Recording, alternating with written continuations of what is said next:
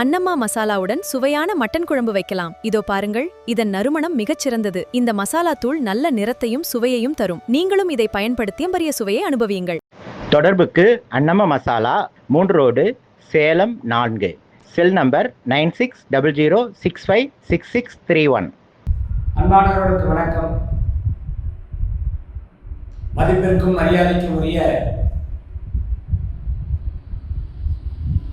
ஆன்மீக அன்பர்கள், 12 ராசி நேயர்கள், 27 நட்சத்திரக்காரர்கள்,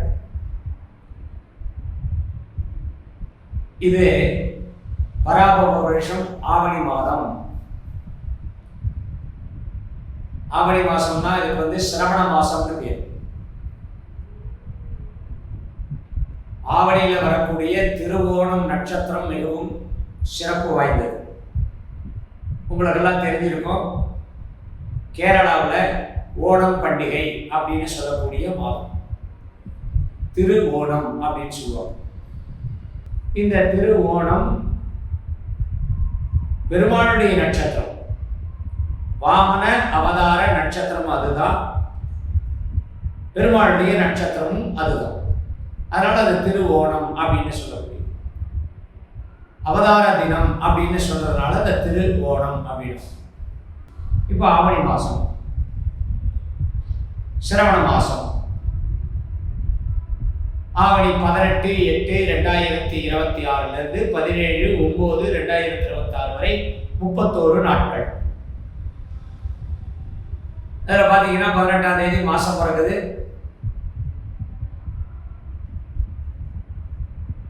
சூரியன் சிம்மத்தில் இருக்கார், சந்திரன் கன்னியிலிருந்து ஆரம்பிக்கிறார், செவ்வாய் மிதுனத்தில் இருக்கக்கூடிய செவ்வாய், புத ஆதித்ய யோகமாக ஒரு நாளைக்கு அப்புறம் சூரியனோட புதன் சேர்ந்து புத ஆதித்ய யோகத்தை கொடுக்கிறது. குரு கடகத்துல உச்சம், சுக்கிரன் கன்னியில நீச்சம், அப்புறம் திரும்ப துலாத்துல 15 நாள் கழிச்சு துலாத்துக்கு வந்தது அவருடைய ஆட்சி. சனி பகவான் வக்கரகதியில, உத்தரட்டாதி நட்சத்திரம் வக்கரகதியில் இருக்கு. ராகு கும்பத்திலையும் கேது சிம்மத்திலையும். சூரியனோட கேது அஸ்தங்கமாகுது, ஆனா ராகு கேதுக்கு அஸ்தங்கம் கிடையாது. அதே போல புதன் சுக்கிரனுக்கு அஸ்தங்கம் உண்டு, புதனுக்கு அஸ்தங்கம் கிடையாது. ஏன்னா நியர்பை, சூரியனுடைய கிரகத்துக்கு நியர்பையா இருக்கக்கூடியது புதன். அதனால புதனுக்கு அர்த்தங்கம் கிடையாது. ஆனால் அதே இடத்துல யோகத்தை கொடுக்குறாங்க. ஜோசியத்துல இதுதான் பல விஷயங்கள் நம்ம தெரிஞ்சுக்கணும், ஆராய்ச்சி பண்ணிக்கணும். என்கிட்ட திருமண ஜாதகம் பொருத்தம் பார்க்க வரும்போது சில பேர் ரொம்ப தெரிஞ்ச மாதிரி என்கிட்ட கேட்பாங்க, எல்லாம் அஸ்தமனம் ஆயிடுச்சு, அஸ்தங்கம் ஆயிடுச்சுன்னு சொல்றாங்க. எல்லா கிரகங்களும் அஸ்தங்கம் ஆயிடுச்சு. சூரியனுக்கு மிக அருகிலே வரக்கூடிய கிரகங்கள்லாம் அஸ்தங்கம், அதுல மாற்று கருத்து இல்லை. ஆனா புதனுக்கு அர்த்தங்கம் கிடையாது, சுக்கிரனுக்கு ஒரு பாதி அர்த்தங்கம் கிடையாது, ஒரு பாதி அர்த்தங்கம். இப்போ சூரியன் சிம்மத்துல, சுக்கிரன் கன்னியில், அர்த்தங்கமான அர்த்தங்கம் இல்லை. அதாவது 2 பாகம் அல்லது சில டிகிரிகள், கலை பாகை, கலை விகலை அப்படின்னு சொல்லக்கூடியது. கிம்ஸ்து லக்னம், இந்து லக்னம் இதெல்லாம் போடும் பொழுது இந்த அர்த்தங்கம் வராது. இதை தெரிஞ்சுக்காம பல பேர் அர்த்தங்கம் சூரியனோட ரொம்ப கிட்ட இருக்கும் பொழுது சுக்கிரன் அர்த்தங்கம். அந்த நேரத்தில் எஜுர்வேதிகள் அப்படின்னு சொல்லக்கூடியதும் சில முக்கியமான சில விஷயங்களும் திருமண காரியங்கள்லாம் செய்யறதெல்லாம் தவிர்க்கப்படணும்னு சொல்றாங்க. ஜாதகத்தில் ஒரு சாஸ்திரம். அதே போல குரு சூரியன் சேர்க்கையாய் இருக்கும் பொழுது குருவுக்கு பலன் கிடையாது. குரு தன்னுடைய ஒளியை இழந்தது. இந்த அர்த்தங்கம்ங்கிறது எப்படி நீங்க பார்க்கணும் அப்படின்னா, இப்ப நம்ம சூரியனை நல்ல நடு பகல்ல வெளிச்சத்துல சூரியனை ஒரு நிமிஷம் பார்த்துட்டு அடுத்தாப்புல உங்களால ஏதாவது பார்க்க முடியுமான்னு பார்த்தா எதையும் பார்க்க முடியாது. இந்த வடிவேல் ஜோக் மாதிரி இப்பவே கண்ணை கட்டுது அப்படின்னு சொல்ற மாதிரி கண்ணை கட்டிடும். நமக்கு அருகில் இருக்கிற விஷயம் கூட நமக்கு தெரியாது. ஏன்னா சூரியன் அந்த பவரெல்லாம் இழுத்துருது அந்த வெளிச்சத்தில். இன்னும் சொல்லப்போனால் இன்னொரு விளம்பரம் கூட பார்ப்பீங்க. தலை உச்சியிலேருந்து சூரியன் வந்து வெய்ய காலத்தில் அந்த குளுக்கோஸ்க்காக விளம்பரம் கொடுப்பாங்க. தலை உச்சியிலேருந்து அப்படியே நம்மளுடைய சத்தா ஒழிக்கிற மாதிரி. அந்த மாதிரி நம்மளுடைய சக்தியை வந்து அந்த சூரியன் வந்து மிக அருகில் இருக்கும் பொழுது அந்த சக்தியை, அந்த கிரகத்தினுடைய சக்தியை அது உறிஞ்சிருக்கு. அதனால அதுக்கு பேர் அர்த்தங்கம் இருக்கு. ஆனால் கிரகம் இருக்கிற இடத்துல இருந்து பார்வைக்கு எந்த கட்டமும் கிடையாது. இப்ப சூரியன் யாரை பார்க்கறது? 7ஆம் இடம் ராகு. ராகுனுடைய பார்வை 7ஆம் இடத்தை பார்க்குமானா கிடையாது. சூரியன் தான் ராகுவை பார்க்கறது. அப்போ கேது கூட இருக்கும்போது கிரகணம். ஆனால் சந்திரன் கேது சேர்ந்தாதான் சந்திர கிரகணம். சூரியன் கேது சேரும் பொழுது அந்த கேதுக்கு கண்டிப்பாக அர்த்தம் உண்டு. அதனால இந்த மாசம் சிம்ம ராசிக்காரர்களுக்கு இந்த கேதுவினால் வரக்கூடிய தொல்லை கொஞ்சம் நீங்கும். சரி, இந்த மாசத்துல இருக்கக்கூடிய விசேஷங்கள் 18ஆம் தேதி மாசம் பிறகுது. 21ஆம் தேதி வெள்ளிக்கிழமை வரலட்சுமி பண்டிகை, மாங்கல்யம் காக்கும் வரலட்சுமி பூஜை. சின்னதா ஒரே வரி டைட்டில் அதுதான். ஆடி மாசத்துல எப்படி ஆடிப்பூரம் புத்திரவாக்கியம் வரணும் ஆடிப்பூரம்னு சொல்றோமோ அந்த மாதிரி மாங்கல்யம் காக்கும் வரலட்சுமி பூஜை. அடுத்தது திருவோணம், ஓணம் பண்டிகை. திருவோணம் பிராமணர்கள் அவர்களுக்குள்ள சில பிரிவுகள் உண்டு. ரிக்வேதம், யஜுர்வேதம், சாமவேதம். ரிக்வேதிகளாக இருக்கக்கூடியவர்களுக்கு 26ஆம் தேதி திருவோணம் நட்சத்திரம், ஓணம் பண்டிகை அன்னைக்கு ரிக்வேத உபாகர்மா, அதாவது பூனல் பண்டிகை. அடுத்த நாள் பௌர்ணமி. அன்றைய தினத்திலே யஜுர்வேதிகளுக்கு உபாகர்மா. அடுத்து 28 காயத்ரி ஜபம். அனைத்து மக்களும், ஆன்மீகத்தில் இருக்கக்கூடிய அனைத்து நபர்களும் அன்றைய தினத்திலே ஓம்போர் புவசிவக தத்சவதுகரேண்யம் பர்கோதீவஸ்ய தீமகி தீ யோயோட பிரஜோதயாது அப்படின்னு சொல்லக்கூடிய காயத்ரி மந்திரத்தை அன்றைய தினத்திலே 1008 தடவை அமர்ந்து, நின்று, நடந்து ஏதாவது ஒரு வேலை செய்து கொண்டு இருக்கும் பொழுதோ அந்த வீட்டில் இந்த காயத்ரி மந்திரத்தை சாண்டிங்காகவும் போடலாம். ஒரு டேப் ரெக்கார்டில், ஒரு இதில் போட்டு, ஒரு கார்டில் போட்டு பாட விடலாம். அந்த காயத்ரி மந்திரம் வீடு பூரா ஒலிக்கும் பொழுது அதனுடைய வைப்ரேஷன் அந்த வீட்டை பாதுகாக்கும். நமக்கு உடலுக்கு நல்லது, மனசுக்கு நல்லது, அந்த வீட்டுக்கு நல்லது இந்த காயத்ரி மந்திரம். இது அன்றைய தினத்திலே 1008 தடவை பிராமணர்களாலே, அந்தணர்களாலே அன்றைய தினத்திலே காயத்ரி ஜபம் அப்படின்னு சொல்லக்கூடிய பண்டிகை. அடுத்ததாக சங்கடகர சதுர்த்தி. அதற்கடுத்து 4/9 கோகுல அஷ்டமி. கோகுலாஷ்டமி கிருஷ்ணர் பிறந்த நாள். ரோகிணி நட்சத்திரமும் அஷ்டமியும் சேரும் பொழுது கோகுலாஷ்டமி. அடுத்து 14ஆம் தேதி விநாயகர் சதுர்த்தி. இந்த விசேஷங்கள்லாம் மிகவும் சிறப்பு வாய்ந்தது. குறிப்பா சொல்லணும்னா இந்த மாசத்துல சிம்ம லக்னத்துல எந்த காரியங்களும் செய்யக்கூடாது. ஏன்னா லக்னத்துக்கு 2ஆம் இடத்துல சுக்கிரன் இருக்கிறது, அதை விட்டுருங்க. லக்னத்திலேயே கேது இருக்கிறதும் 8ஆம் இடத்துல சனி இருக்கிறதும் சுபகாரியங்களை தவிர்க்க வேண்டிய லக்னம். அதாவது திருமணம், கிரகப்பிரவேசம், இதற்கெல்லாம் இந்த அதிகாலையில பண்றேன் அப்படின்னு 5:47க்கு மேல 7:47 வரைக்கும் சிம்ம லக்னம். அந்த லக்னம் ஒரு நாளா அப்படின்னே கொஞ்சம் கொஞ்சமா குறையும். குறைஞ்சி கடைசியில் 7 மணியோட நின்றும், அதாவது 6 மணி 6:15 மணியோட நின்றும். இது சிம்ம லக்னம்.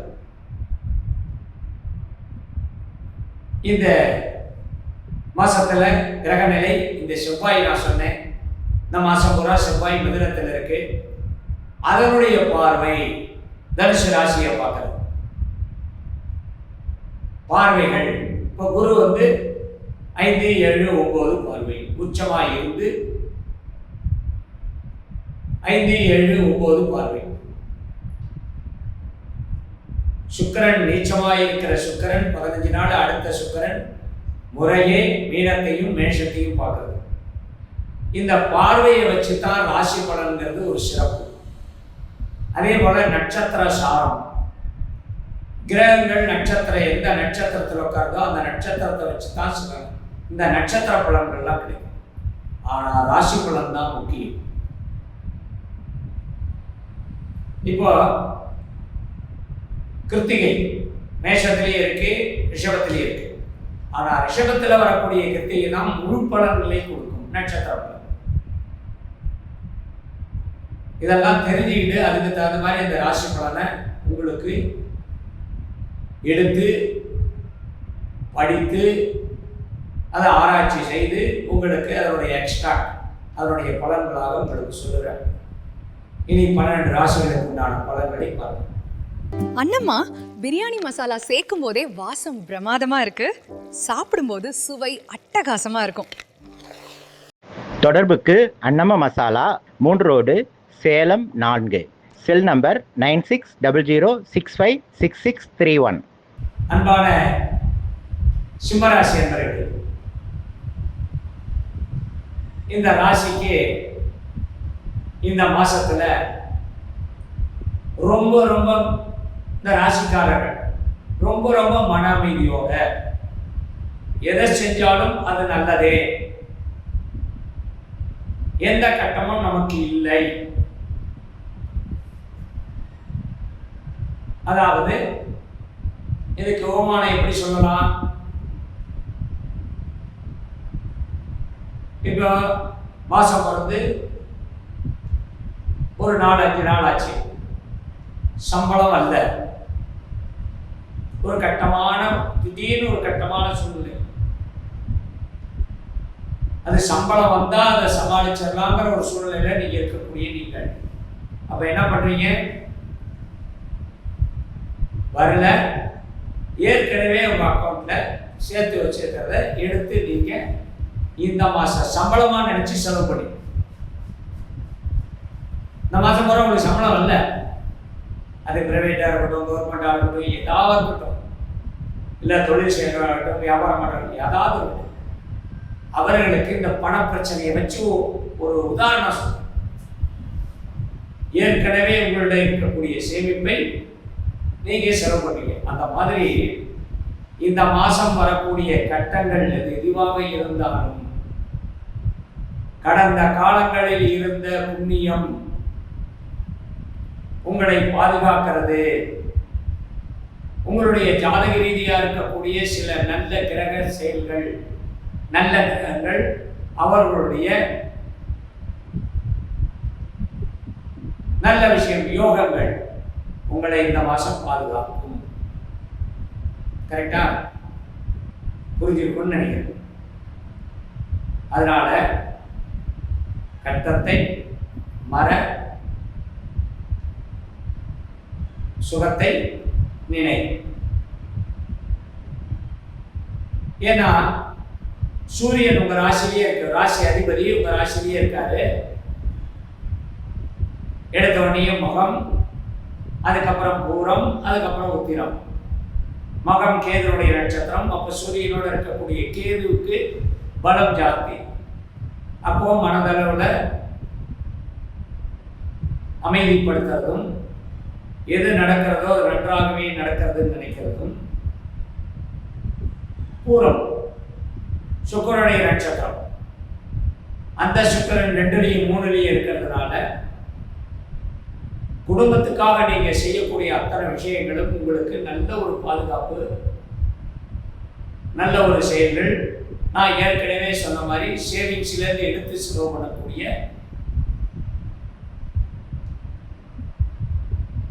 செயல்கள். இதுல பணத்தை பணங்கிற விஷயத்துக்கு நீங்க போகக்கூடாது. நான் சேமிப்பு செலவு அப்படின்னு சொன்னா பணம் கிடையாது.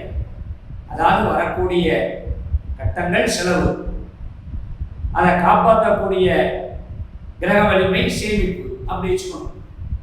அந்த மாதிரி சூழ்நிலையில இது அட்டமத்தில் இருக்கக்கூடிய சனி பகவான் வக்கரகதியில இருக்கிறதுனாலையும் ராசி அதிபதியோட கேதுவும் மன அமைதிப்படுத்தலுக்கு உண்டான விஷயங்களை சூரியனோடு இருக்கக்கூடிய புத ஆதித்ய யோகத்தை கொடுக்கிறதும், 2ல சந்திரன் ஆரம்பிச்சு ஒரு சுத்து வரத்துக்குள்ள, அந்த 11 வரத்துக்குள்ள உங்களோட தினம் ஏதாவது ஒரு விஷயத்துல சங்கடப்படுத்துறதும் இதெல்லாம் இருக்கும். நீங்க இந்த மாசத்தை ஓரளவுக்கு நடக்கிறதெல்லாம் நடராஜன் செயல்ல சொல்லிவிட்டீங்கன்னா எந்த ஒரு விஷயத்துக்கும் நீங்க ஒரு சிரமப்பட வேண்டிய அவசியம் இருக்காது. வேலை வாய்ப்பு, வேலை கிடைக்கிறது, உங்களுக்கு திடீர் அதிர்ஷ்டம் உண்டு. இந்த ராசிக்கு விபரீத ராஜயோகம் இருக்குன்னு நான் சொல்லியிருக்கேன். அதாவது 8க்கு அதிபதி 12ல் இருக்கார். 8க்கு அதிபதி யாரு? குரு. அவர் எங்க இருக்காரு? 12ல். அப்போ திடீர் பண வரவு. நான் தான் சொன்னேன், ஏற்கனவே சேமித்த புண்ணியங்கள் அது பணமாகவும் நீங்க வச்சுக்கலாம். இந்த இடத்துல இந்த ராஜயோகம், விபரீத ராஜயோகம், குரு. அப்போ இதுவரை உங்களுக்கு கொடுக்குறேன்னு அலக்கழிச்சவங்க திடீர்னு உங்களுக்கு ஏதாவது ஒரு வகையில கொடுப்பாங்க. அது ஏதாவது வேணாலும் இருக்கலாம், உத்தியோகமாக இருக்கலாம். இந்த திருமணமாகாதவர்களுக்கு மனைவி வரக்கூடிய யோகம். ஏன்னா குரு.